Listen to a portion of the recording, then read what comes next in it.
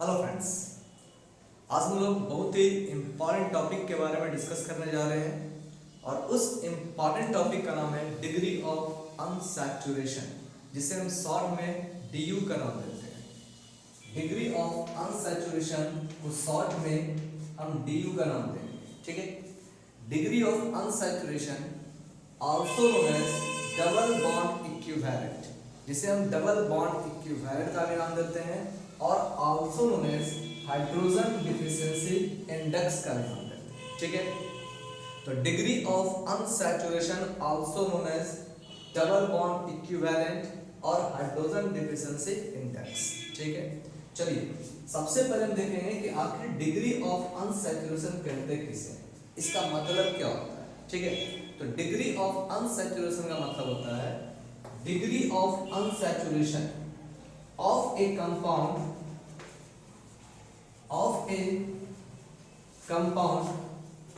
is defined as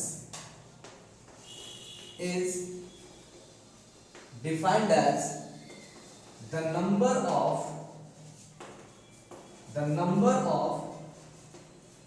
moles of H2, the number of moles of H2 which is supplied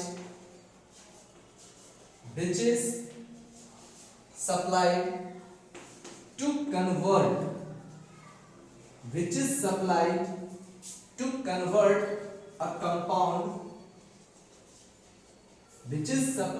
convert a compound into an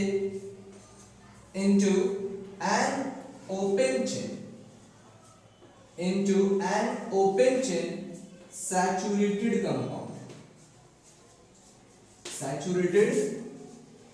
compound, that is called degree of unsaturation of that compound, उसे हम degree of unsaturation of that compound का नाम देते हैं, ठीक है।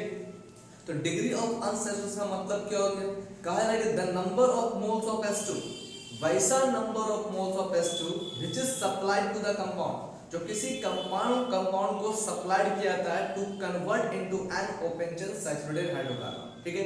यानी कि किसी कंपाउंड को सैचुरेटेड हाइड्रोकार्बन में कन्वर्ट करने के लिए, चाहे कोई कंपाउंड अनसैचुरेटेड होगा, रिंग चेन होगा, हाँ, तो उस अनसैचुरेटेड और रिंग चेन कंपाउंड को सैचुरेटेड कंपाउंड में कन्वर्ट करने के लिए, ओपन चेन सैचुरेटेड कंपाउंड में कन्वर्ट करने के लिए जितना number of moles of H2 supply किया जाता है उस कंपाउंड को, उस number of moles of H2 को हम क्या करते हैं, डिग्री ऑफ अनसैचुरेशन का नाम देते हैं, ठीक है।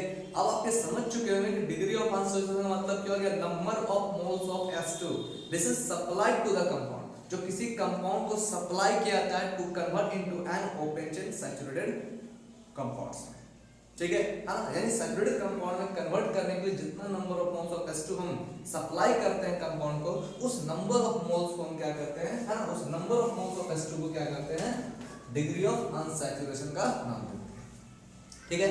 उस डिग्री ऑफ अनसैचुरेशन को क्या कर रहे हैं, डबल बॉन्ड इक्विवेलेंट, है ना, इसे शॉर्ट में हम क्या लिखेंगे,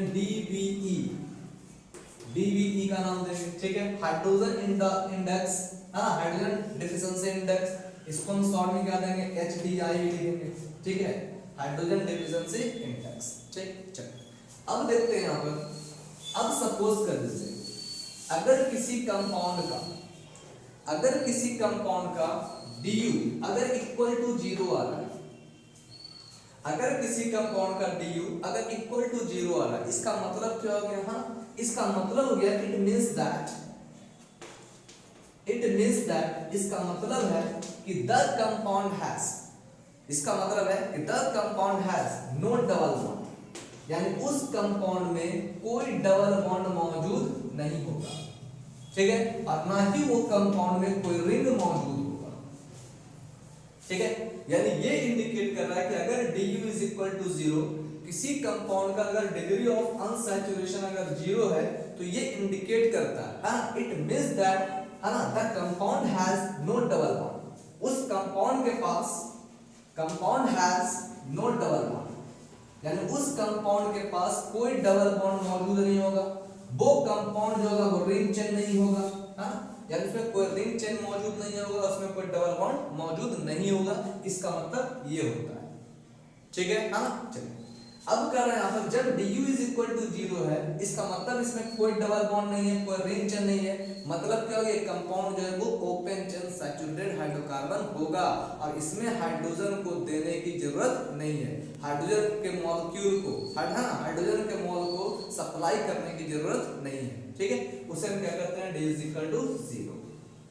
ठीक, अब सोच लीजिए अगर यहाँ पर दिया हुआ है du इज इक्वल टू 1, अगर du इज इक्वल टू 1 दिया हुआ है, इसका मतलब क्या है, अगर किसी कंपाउंड का du इज इक्वल टू 1 है ना, तो ये इंडिकेट करता है, it means that the compound has only one double bond, उस कंपाउंड के पास क्या हो गया, वन डबल बॉन्ड होगा, the compound has one double bond. ठीक है, वन डबल बॉन्ड, या हम कह सकते हैं कि वो कंपाउंड जो होगा उसमें क्या होगा, एक रिंग चेन मौजूद होगा। ठीक है, यानी वो कंपाउंड के पास क्या होगा, एक डबल बॉन्ड होगा, हाँ, या हम कह सकते हैं उस कंपाउंड के पास एक रिंग चेन होगा। ठीक है, समझ में, हाँ समझ रहे हैं, यानी कह रहे हैं यहाँ पर कि du अगर इज इक्वल टू 1 है किसी कंपाउंड का, तो ये क्या इंडिकेट कर रहा है कि उस कंपाउंड में एक डबल बॉन्ड मौजूद होगा। ठीक है, और एक है ना डबल बॉन्ड मौजूद होगा या एक रिंग चेन मौजूद होगा। ठीक है, और इस डबल बॉन्ड को या रिंग चेन को कन्वर्ट करने के लिए we have to supply only 1 mole of H2। ठीक है, इसका मतलब हो रहा है कि अगर du इज इक्वल टू 1 है तो हम क्या करेंगे, इस डबल बॉन्ड वाले कंपाउंड को या इस रिंग चेन वाले कंपाउंड को ओपन सैचुरेटेड कंपाउंड में कन्वर्ट करने के लिए we have to supply 1 mole of H2। और यहां पर हम क्या कर रहे हैं, इस डबल बॉन्ड को 1 मोल, इस डबल बॉन्ड को, हाँ इस डबल बॉन्ड को ओपन चेन सैचुरेटेड कंपाउंड में कन्वर्ट करने के लिए हम क्या कर रहे हैं, 1 मोल ऑफ H2 सप्लाई कर रहे हैं इस कंपाउंड को। ठीक है, du का मतलब ये होता है। ठीक है, चलिए अगर कह रहा है कि if du is equal to 2, अगर सपोज कर लीजिए अगर du इज इक्वल टू 2 है, du इज इक्वल टू 2, तो इसका मतलब क्या हो गया, the compound has 2 double bond, यानी उस कंपाउंड के पास 2 डबल बॉन्ड मौजूद होगा, उस कंपाउंड के पास 2 डबल बॉन्ड मौजूद होगा, या हम कह सकते हैं कि 2 रिंग मौजूद होगा, या हम कह सकते हैं कि उस कंपाउंड में एक डबल बॉन्ड होगा और एक रिंग मौजूद होगा, एक डबल बॉन्ड और क्या होगा, एक रिंग मौजूद होगा। ठीक है, अगर करें किसी कंपाउंड का du अगर 2 है तो ये क्या इंडिकेट कर रहा है कि उस कंपाउंड के पास क्या होगा, the compound has 2 double bond, या हम कह सकते हैं द कंपाउंड हैज 2 रिंग्स, या हम कह सकते हैं the compound has 1 double bond and 1 ring मौजूद होगा। ठीक है, एक मीनिंग तो ये निकल रहा है, और दूसरा मीनिंग क्या निकल रहा है कि इन सभी कंपाउंड को है ना, इन सभी कंपाउंड को ओपन चेन सैचुरेटेड कंपाउंड में, इन सभी कंपाउंड को ओपन चेन सैचुरेटेड कंपाउंड में कन्वर्ट करने के लिए we have to supply 2 mole of H2।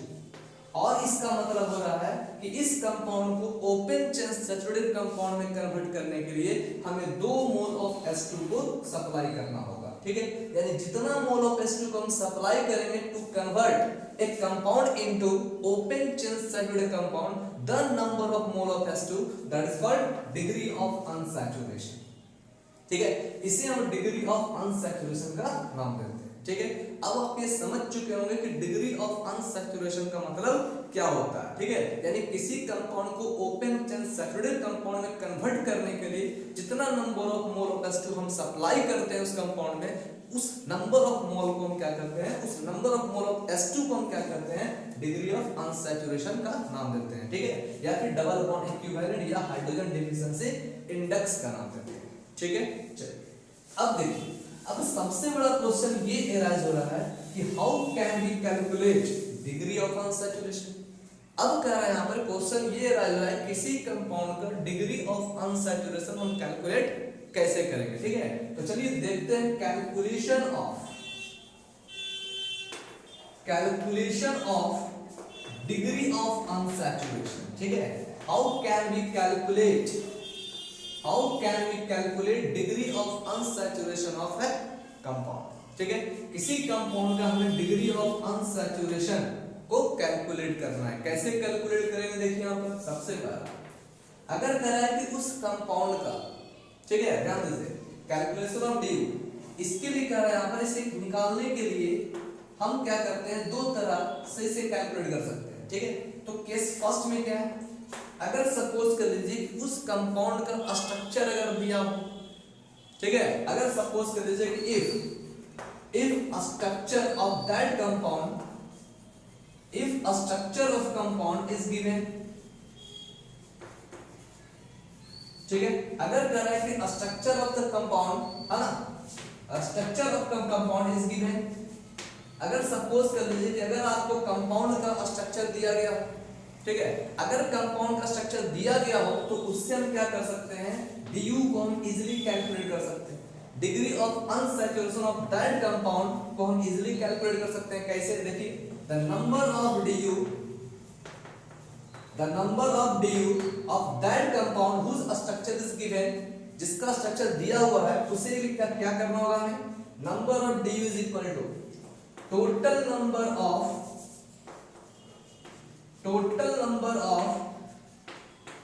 Pi bond और plus total number of rings, ठीक है। यानी कह रहे हैं यहां पर कि du को कैलकुलेट करने के लिए अगर कंपाउंड का स्ट्रक्चर दिया हुआ हो तो du को हम इजीली कैलकुलेट कर सकते हैं। कैसे, केवल हमें क्या करना है, total number of pi bond को रिकॉग्नाइज करना है और टोटल नंबर ऑफ रिंग को रिकॉग्नाइज करना है, ठीक है। अब दोनों को रिकॉग्नाइज करके उसे क्या करना है, ऐड कर लेना है, ठीक है। तो हम कह सकते हैं कि number of du is equal to total number of pi bond plus total number of rings is equal to total number of du present in that compound, ठीक है। चलिए जैसे एग्जांपल देखते हैं, एग्जांपल, हाँ चलिए अब देखिए, सपोज कर लीजिए यहां दिया हुआ है CH2 CH CH CH2, ठीक है। अगर दिया हुआ ये कंपाउंड दिया हुआ है आपको, ठीक है, एक कंपाउंड दिया हुआ है। अब इस कंपाउंड का अगर आपसे पूछा जाए कि total number of du of this compound कितना होगा, तो आप क्या करिएगा, देखिए यहाँ पर du इज इक्वल टू हम क्या जानते हैं, total number of pi bond और plus total number of rings, ठीक है। लेकिन यहाँ पर रिंग तो है नहीं, ठीक है, ये ओपन चेन है, रिंग तो है नहीं, तो रिंग कितना होगा, 0, ठीक है। नंबर ऑफ पाई बॉन्ड कितना होगा, देखिए यहाँ पर डबल बॉन्ड है, इस डबल बॉन्ड में हम जानते हैं कि एक पाई होता है, एक सिग्मा होता है, लेकिन हमें काउंट क्या करना है, पाई काउंट करना है, तो एक पाई यहाँ होगा, एक पाई यहाँ होगा, ठीक है। तो total number of pi bond कितना हो गया, 2, hence we can say du of this compound is 2, यानी इस कंपाउंड का du कितना होगा, 2 होगा। यानी ये इंडिकेट कर रहा है कि इस कंपाउंड को, क्योंकि ये अनसैचुरेटेड कंपाउंड है, इस अनसैचुरेटेड कंपाउंड को ओपन चेन सैचुरेटेड कंपाउंड में कन्वर्ट करने के लिए we have to give 2 mole of H2। अगर हम यहाँ पर 2 मोल ऑफ H2 दे देंगे तो ये जो कंपाउंड है वो अनसैचुरेटेड से सैचुरेटेड कंपाउंड में कन्वर्ट हो जाएगा, ठीक है। इसका मतलब ये हो रहा है। अब आप समझ चुके होंगे कि du का मतलब क्या होता है, ठीक है। और इजीली आप कैलकुलेट भी कर सकते हैं। कैसे, केवल नंबर ऑफ पाई बॉन्ड हमें देखना है और टोटल नंबर ऑफ रिंग्स देखना है, ठीक है। दोनों के सम को हम क्या करते हैं, टोटल नंबर ऑफ du, ठीक है, of that compound whose structure is given, जिसका स्ट्रक्चर दिया गया है, ठीक है। चलिए कुछ और एग्जांपल ले लेते हैं, हाँ चलिए। अब देखिए, अगर पूछा जा रहा है ये आपका एक स्ट्रक्चर दिया हुआ है, ठीक, अब पूछा जाएगा इसका टोटल नंबर ऑफ du कितना होगा, ठीक है। तो यहाँ देखिए टोटल नंबर ऑफ पाई कितना होगा, 0, क्योंकि इसमें कोई भी डबल बॉन्ड नहीं, टोटल नंबर ऑफ पाई 0, लेकिन इसमें एक रिंग मौजूद है, ठीक है। यानी हम कह सकते हैं कि इस कंपाउंड का du जो होगा 1 होगा, इस कंपाउंड का du क्या होगा, 1 होगा। यानी अब कहने का मतलब क्या है कि ये जो रिंग चेन है, इस रिंग चेन से सैचुरेटेड कंपाउंड में कन्वर्ट करने के लिए we have to give only 1 mole of H2 in this compound. यानी इस कंपाउंड में हमें केवल 1 मोल ऑफ H2 को सप्लाई करना होगा and then it will convert into a saturated one. तो ये क्या होगा, सैचुरेटेड कंपाउंड में कन्वर्ट हो जाएगा, ठीक है। चलिए अगर आपसे पूछा जाए अगर आपसे पूछा जाए इसमें टोटल नंबर ऑफ ड्यू कितना होगा इस कंपाउंड में, है ना, तो total number of DU is equal to कितना होगा, total number of pi plus total number of rings. ठीक है, तो यहाँ पर पाई कितना होगा, देखिए यहाँ पर एक पाई होगा, एक डबल बॉन्ड यहाँ पर, इस डबल बॉन्ड में क्या होगा, एक पाई होगा। ठीक है, और ये क्या है, रिंग है, यानी एक पाई प्लस एक रिंग इज इक्वल टू क्या होगा, ड्यू कितना होगा इस कंपाउंड का, 2 होगा। ठीक है, total number of due of this compound is 2। ठीक, अगर आपसे पूछा जा रहा है यहाँ पर कि टोटल नंबर ऑफ, इसमें टोटल नंबर ऑफ ड्यू कितना होगा, तो देखिए यहाँ पर total number of DU is equal to total number of pi, इसमें टोटल नंबर ऑफ पाई कितना होगा, एक पाई यहाँ होगा, एक पाई यहाँ होगा और एक पाई यहाँ होगा। ठीक है, 3 पाई और प्लस एक रिंग, है ना, तो DU is equal to total number of pi, total number of pi 3, total number of ring कितना है 1, यानी इस कंपाउंड का टोटल नंबर ऑफ ड्यू जो होगा वो कितना होगा, 4 होगा। ठीक है, अगर आपसे पूछा जा रहा है यहाँ पर total number of due of this compound, ठीक है, अब कर रहे हैं यहाँ पर total number of due of this compound, इस कंपाउंड का टोटल नंबर ऑफ ड्यू कितना होगा, तो आप क्या करिएगा, टोटल नंबर ऑफ पाई, पाई कितना है, देखिए यहाँ पर एक पाई यहाँ है और एक पाई जो है आपका यहाँ है। ठीक है, 2 पाई, और ये देखिए आपका क्या है, एक रिंग है, हाँ, तो हम कर सकते हैं यहाँ पर इस कंपाउंड का ड्यू क्या होगा, total number of pi is 2 plus total number of rings is 1, so we can say total number of due is 3, यानी इस कंपाउंड का टोटल नंबर ऑफ ड्यू जो होगा वो क्या होगा, 3 होगा। ठीक है, यानी इस तरह से हम इसे कैलकुलेट कर सकते हैं कि टोटल नंबर ऑफ पाई, है ना, यानी टोटल नंबर ऑफ ड्यू कितना होगा। ठीक है, और इसका मतलब आप समझ रहे हैं, अगर ड्यू 3 है इसका मतलब क्या होगा, 3 मोल ऑफ H2 हमें सप्लाई करना होगा इस कंपाउंड में। ठीक है, to convert into saturated compound, है ना, इस कंपाउंड को सैचुरेटेड कंपाउंड में कन्वर्ट करने के लिए हमें 3 मोल ऑफ H2 को सप्लाई करना होगा इस कंपाउंड में। ठीक है, तब जाकर वो क्या होगा, सैचुरेटेड कंपाउंड में कन्वर्ट होगा। ठीक है, चलिए अब देखिए, तो केस फर्स्ट तो आप समझ चुके हैं, अब देखिए केस सेकंड क्या है। ठीक है, केस सेकंड, अब केस सेकंड में क्या है, ठीक है, कि अगर स्ट्रक्चर वगैरह नहीं दिया रहे, केवल फार्मूला दिया रहे। ठीक है, if formula of that compound is given. ठीक है, अगर स्ट्रक्चर दिया हुआ हो तो हम स्ट्रक्चर से कैलकुलेट कर सकते हैं total number of pi plus total number of rings. ठीक है, लेकिन अगर दिया रहा है यहाँ पर कि formula, molecular formula is given, if second case में if molecular formula of the compound, अगर दे रहा है यहाँ पर कि molecular formula of the compound is given, अगर किसी कंपाउंड का मॉलिक्यूलर फार्मूला दिया जाता, हाँ, अगर आपके पास मॉलिक्यूलर फार्मूला किसी कंपाउंड का मौजूद हो, ठीक है, तो वहां पर आप ड्यू कैसे कैलकुलेट कर लीजिएगा, है ना, तो टोटल नंबर ऑफ ड्यू को कैलकुलेट करने के लिए हम क्या देंगे, यहाँ पर देखिए C प्लस 1, C क्या हो गया, total number of carbon, C plus 1 minus H plus X minus N, ठीक है, अपॉन क्या होगा 2। हमें क्या करना है, इस फार्मूला को याद रखना है। ठीक है, यानी ड्यू को कैलकुलेट करने के लिए हम क्या करेंगे, इस फार्मूला को कैलकुलेट करेंगे। ठीक है, यानी इस फार्मूला का हम हेल्प लेंगे। ठीक है, अगर करना है किसी कंपाउंड का मॉलिक्यूलर फार्मूला दिया गया हो तो हम क्या करेंगे, इस फार्मूला से हम कैलकुलेट कर सकते हैं कि उस कंपाउंड का नंबर ऑफ ड्यू कितना होगा। अगर स्ट्रक्चर दिया हो तो पाई प्लस सिग्मा, अगर स्ट्रक्चर नहीं दिया हो, क्या मॉलिक्यूलर फार्मूला दिया हो, है ना, तो हम इस फार्मूला का यूज करके नंबर ऑफ ड्यू निकाल सकते हैं। ठीक है, जैसे देखिए एग्जांपल। ठीक है, चलिए एग्जांपल देख लेते हैं। ठीक है, हम जानते हैं यहाँ पर C6H6 मॉलिक्यूलर फार्मूला दिया हुआ है। ठीक है, ये आपका क्या है, बेंजीन है ना, ये आपका क्या दिया हुआ है, बेंजीन दिया हुआ है। ठीक, आप जानते हैं यहाँ पर आपका ड्यू निकालना होगा। ठीक है, इसी बेंजीन का मॉलिक्यूलर फार्मूला ये है ना, हम इसलिए ले रहे हैं कि आपको ये पता चल जाए कि दोनों से हम क्या कर सकते हैं, सेम तरह का ड्यू कैलकुलेट कर सकते हैं। ठीक है, तो अगर ये फार्मूला दिया हुआ है, स्ट्रक्चर दिया हुआ है, तो स्ट्रक्चर से भी ड्यू निकाल सकते हैं, फार्मूला से भी ड्यू निकाल सकते हैं। ठीक है, तो देखिए, तो बेंजीन का मॉलिक्यूलर फार्मूला C6H6। ठीक, स्ट्रक्चर ये दिया हुआ आपका बेंजीन।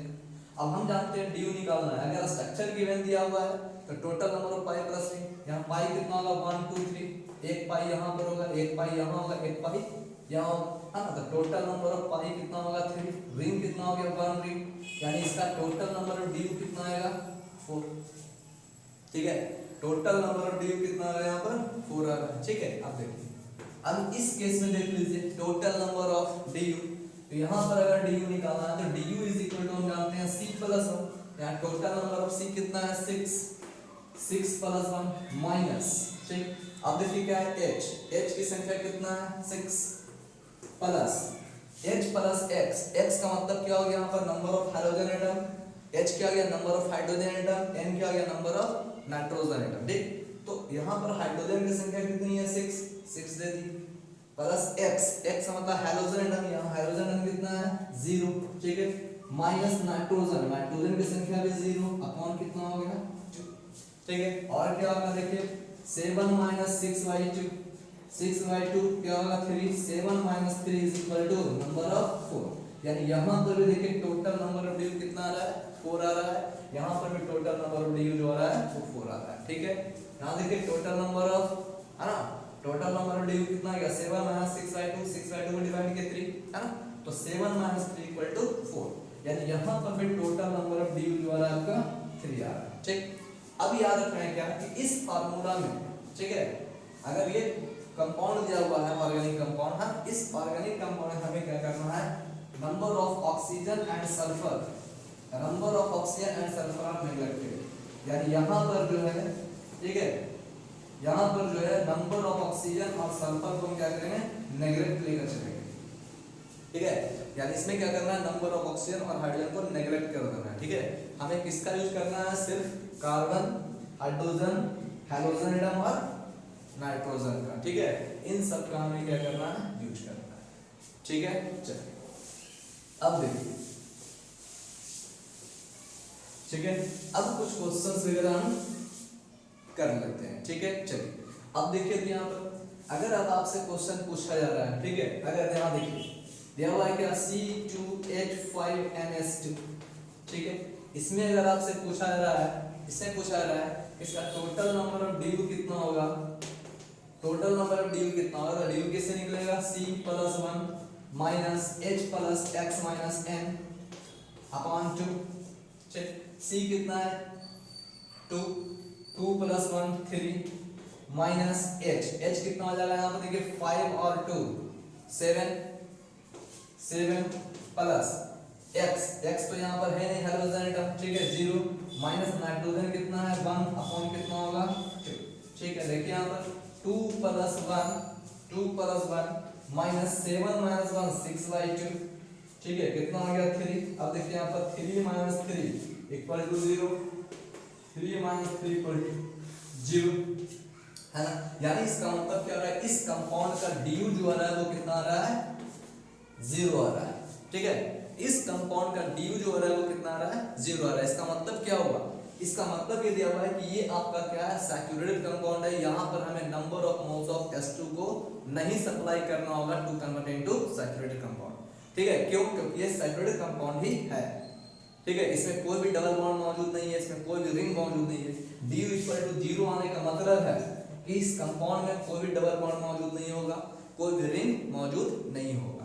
ठीक है, इस DU का मतलब होता है। ठीक है, यानी इसका मतलब क्या है कि ये जो कंपाउंड बन रहा है वो क्या है सैचुरेटेड कंपाउंड है। ठीक है, तो सैचुरेटेड कंपाउंड को बनाने के लिए, चेक करने के लिए हम DU का यूज करते हैं।